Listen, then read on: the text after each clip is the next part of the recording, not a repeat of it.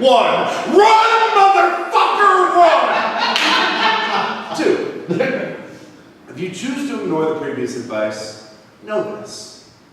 The person you have chosen to love has stood Sunday stock pillars still in front of a congregation of every person they hold of worth on the planet, and promised to love one person forever.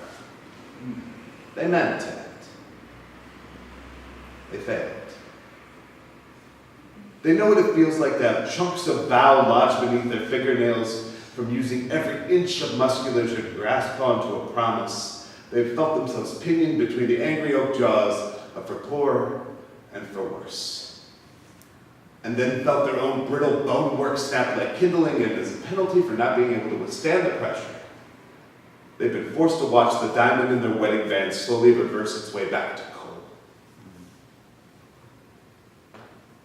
The person you've chosen to love has had to pay lawyers and moving men, had to go see therapists and redo their taxes, all for having the audacity to leave before death gave them permission to do it gracefully.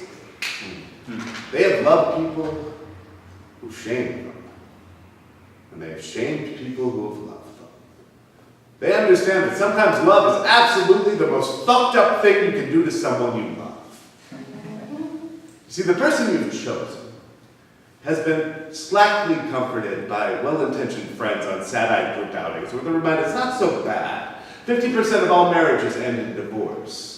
But what those friends never understand is that 50% of all people also believe in an angry, vengeful God, and that there's never any comfort in being a statistic. You see, the person you've chosen has trained themselves to sleep face first now, because they can't trust their eyes not to spring open like caffeinated sparrows at every ghost in the hallway, every phantom in the floorboards, every possibly offending noise that leads them to believe that they're not alone, and you, luckily, hopefully, will never know the shame and the relief that coats you like stale satin sweat when you realize you are still alone.